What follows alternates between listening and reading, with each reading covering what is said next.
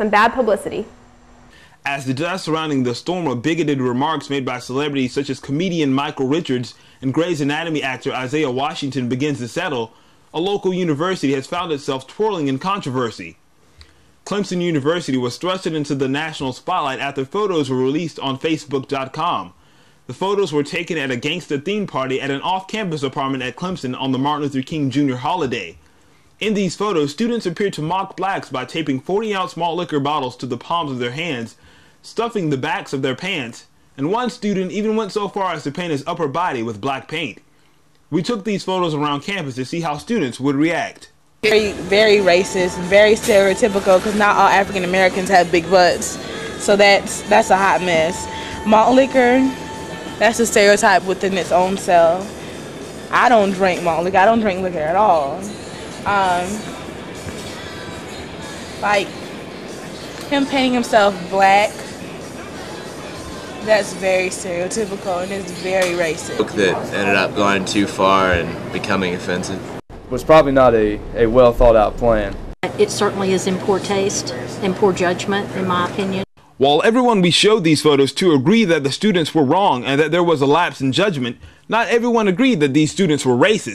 Looking at the photos, I honestly believe that it was probably poor taste. I say this because a lot of fraternities, sororities, and local people would normally throw a theme party. I pretty much agree. I don't really think that I don't think that the intent was to insult anybody or to be racist, in fact.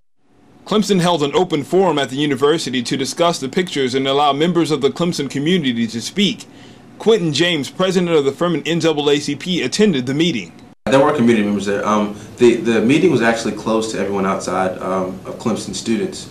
But you know, one of the important things to note was that I guess the small setting for the meeting with only Clemson students was necessary for everyone to get out their feelings and emotions and not worry about media or outsiders. Clemson's president James Barker issued a statement to Clemson students and faculty which addressed the issue.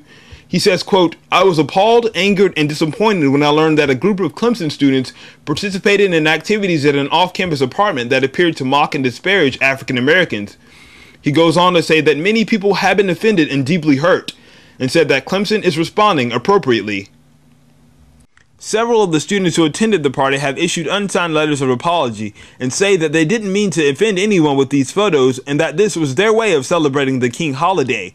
Clemson isn't the only university who has been forced into the national spotlight with controversial images. Both Auburn University and the University of Mississippi were under intense scrutiny when these photos of students dressed in KKK uniforms and blackface appeared online. So, could something of this magnitude happen here at Furman? I would hope not. I kind of hope that the community of Furman is more mature and more beyond the, this kind of racial display. I wouldn't think so. I would hope not. We have a high caliber of students. I don't think that they would do this. I don't think anybody would ever go as far as painting themselves a different color here at Furman. I know there are parties that are thrown that maybe imitate the same theme as gangster style parties, but I don't think anybody has ever gone as far as some of these individuals in the picture. I think I would not be at all surprised, having seen that this kind of thing can happen at Clemson, if it were to happen at Furman. I mean, I've seen Confederate flags in dorm windows and stuff like that. So I think there might be people on campus who would think this was a heck of a lot of fun to try. No, I think it can happen anywhere. And I think the problem with that is not that people are intentionally racist or people are intentionally